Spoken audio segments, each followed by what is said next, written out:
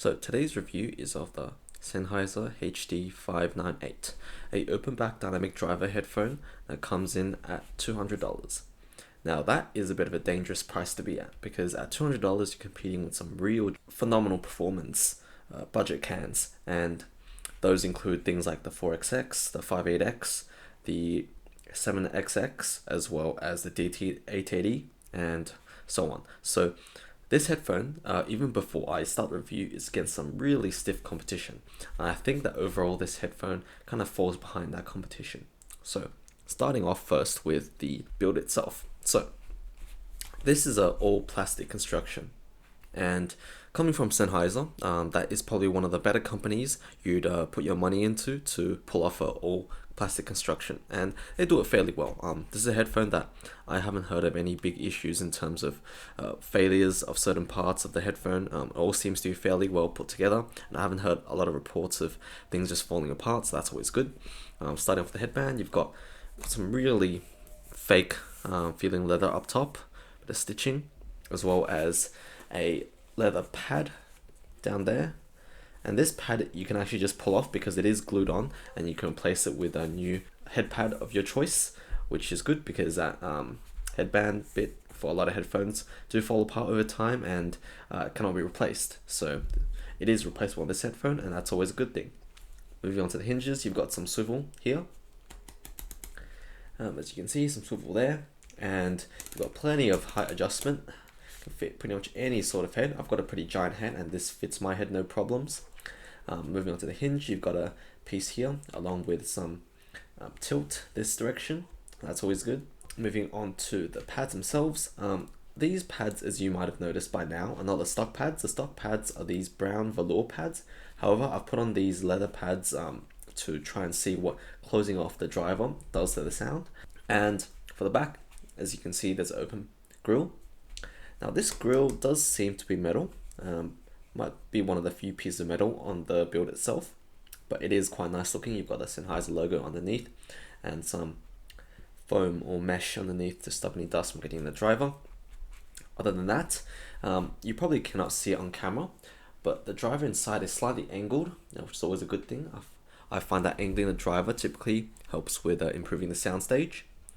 And finally, we have a 2.5mm jack, but it is quite recessed, so finding an aftermarket cable might be a little bit difficult. However, this is a headphone that has been out for a long time, so I'm sure there are aftermarket cables plenty out there. And for comfort, these are actually quite comfortable. There's quite a light clamp, along with plenty of padding up top, so I didn't get any hot spots. And the pads themselves, which are not these black ones, but the stock ones, which are brown velour, are quite comfortable, quite cushiony, and didn't make my ears itch like some poorer quality velours did. So starting off with the sound. The bass on this headphone is quite lackluster, and that's not really surprising because of two factors. One, this is a dynamic driver headphone, and dynamic driver headphones, especially lower end ones like these, tend to struggle a lot with bass extension.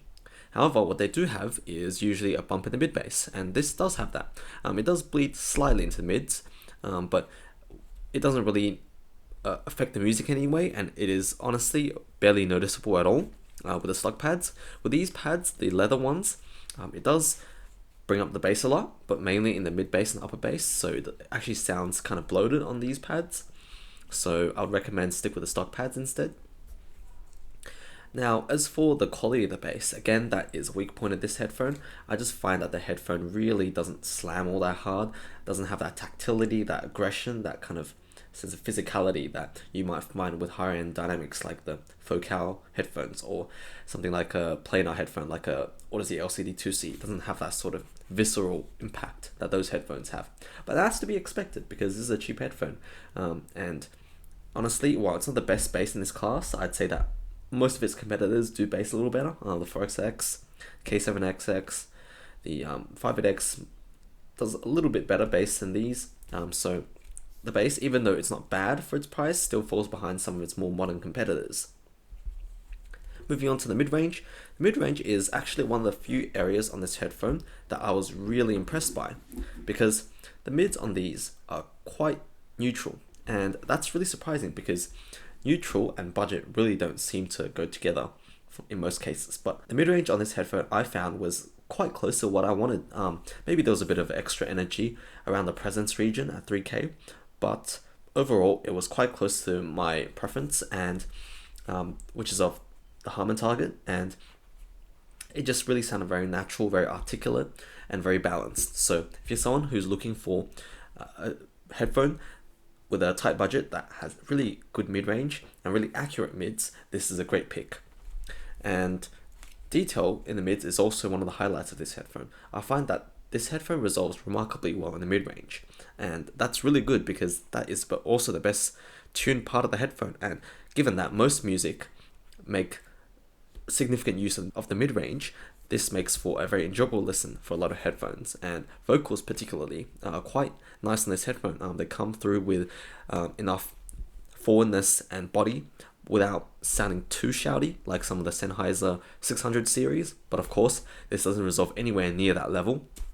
In fact, I think mid-range resolution on this is about on par with the 4XX or the K7XX, maybe slightly behind the 58X Jubilees. So mid-range on these are pretty great. What about the treble? The treble is again where things start to take a bit of a turn. The treble on these headphones are okay. They're nothing special. They're no giant killer in terms of treble detail or treble resolution. I think the detail and resolution in that area is about on par for the price.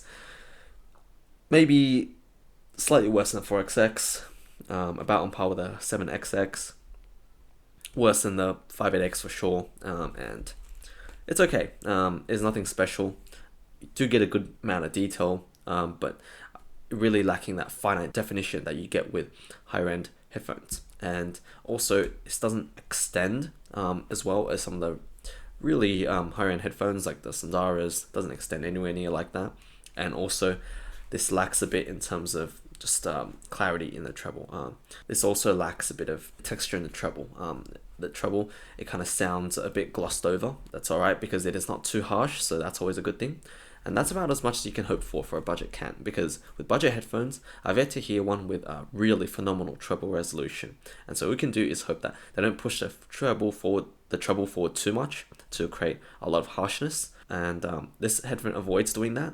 And finally, one thing I need to address is that there is a bit of a treble spike around the 8K region for this headphone, and that does introduce a bit of sibilance in very select tracks, but it is very minor, and honestly it didn't bother me that much. It's one of those things that if you got this headphone you can probably get used to within half an hour, so it's not something I would say to people to turn them away from this headphone. Now moving on to the dynamics of this headphone. I talked about the dynamics a little bit when I went through the bass, but the dynamics on this headphone are kind of weak. Overall, the dynamics slam is, I'd say, on par with something like the 58X. Neither of those two headphones slam very hard. Maybe the 58X slams a little bit more actually. I think that the K7XX is slightly more dynamic, and the 4XX is definitely more dynamic. So this is not really the best headphone for slam. I will not pick this for anyone that wants great dynamics. Soundstage on this headphone is also decent. It is actually surprisingly wider than the HD 600 series, and that's a good thing because the soundstage on those are quite constricted. And given the same form factor of this headphone, the 600s, I had a suspicion that these might sound very narrow, but they don't. I have a feeling it might be due to the angle driver, which is giving it a little bit more room to breathe, a little bit more room to kind of flesh out its soundstage, which is good. But it does lack a little bit in terms of verticality. I didn't hear much verticality from this headphone, but that's okay because it is a dynamic driver, along with the fact that it is a budget headphone, so that's not something I'd expect out of something this cheap. And finally, the imaging on this headphone is not the best. The imaging, I'd say, is about on par with some cheaper cans actually. I can't think of a headphone that I listed earlier that has worse imaging than these, so the imaging is not really that great. I wouldn't recommend these for gaming, so that is a bit of a downside. So overall, what do I think of this headphone? This is a headphone that is probably something that was quite competitive in its time, which is 2015. However, since then, there's been a lot of good headphones that have been dropped in price. The 4XX, which is based off the 400 series planar drivers, the HD6XX, which is only a little bit more than these, but you're getting the HD650 driver, which is significantly more resolving than these. You've also got the HD58X, which is one of the best budget cans for its price, and you've got things like the AKG K7XX, which is a Q701 or K701 driver. So overall, this headphone is a victim of industry improvements that have really set a new standard for budget headphones. And while this is a nice looking headphone and does a lot of things right, it sadly does not compete in the modern market.